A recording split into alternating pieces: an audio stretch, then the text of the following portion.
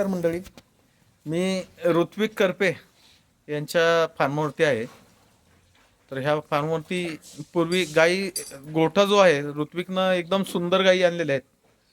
पहिल्या दुसऱ्या विधाच्या गाई आहेत. सगळ्या महाराष्ट्रातून गाया त्यांनी चांगल्या गाया कलेक्ट केलेल्या आहेत.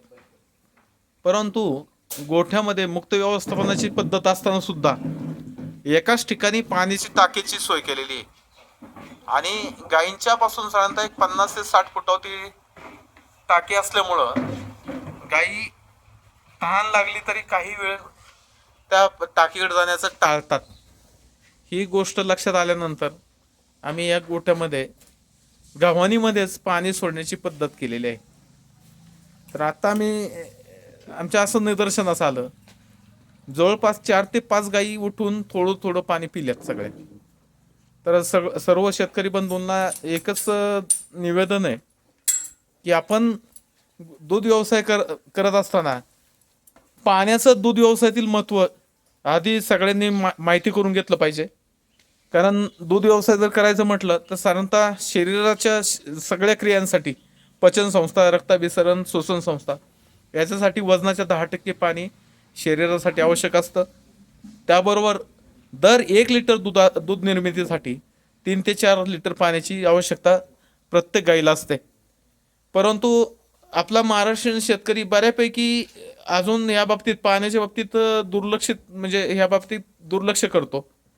त्यामुळं पाण्याचं जर वेळेत जर पाणी मिळालं नाही आहे आणि जनावराला जेवढं पाहिजे तेवढं जर पाणी वेळेत नाही मिळालं तर त्याचा परिणाम दूध उत्पन्नावर नक्कीच होतो. असं आम्हाला आत्तापर्यंत शेकडो गोठे व्हिजिट केल्यानंतर आमच्या हे निदर्शनास आणलं. त्यातील अनेक शेतकऱ्यांना आम्ही पाण्याचं 24 तास पाण्याचं महत्त्व समजून सांगितल्यानंतर अनेक गोठे फायद्यात यायला या पाण्यामुळे येऊ लागलेत. आणि सर्व शेतकरी बंधूंना एकच सूचना आहे की तुम्हाला खाण्याचं जसं आपण 2 वेळचं जेवण देतो किंवा एक वेळ काही ठिकाणी एका वेळ सुद्धा केलेली आहे, मी एका वेळचं जेवणाची सवय लावलेली आहे. परंतु त्याबरोबर जर 24 तास पाण्याची उपलब्धता आपल्या गोठ्यात जर केली तर त्या जनावरांचं आरोग्य लवकरात लवकर सुधारण्यासाठी आपल्याला नक्कीच मदत होईल. आणि जनावर लागेल तेवढं पाणी तिच्या मनानं थोडं थोडं करून पाणी तिच्या शरीराला जेवढं आवश्यक पाणी 24 तासातलं ते थोडं थोडं करून पिईल. म्हणून सर्व शेतकरी बंधूंना अशी सूचना आहे की जर तुमच्याकडं गव्हाणी असतील, बांधलेल्या गव्हाणी असतील तर गव्हाणीमध्ये जेवणाचं टायमिंग संपल्यानंतर गव्हाणी स्वच्छ करून तुम्ही या पद्धतीने जर पाणी सोडलं तर तुम्हाला तुमच्या गाईचं आरोग्य सुधारण्यासाठी वेळ लागणार नाही. त्याचा फायदा नक्कीच तुमच्या गाईच्या आरोग्यावर दिसेल आणि त्याच्यामुळं उत्पादनावर सुद्धा त्याचा परिणाम तुम्हाला झालेला दिसेल.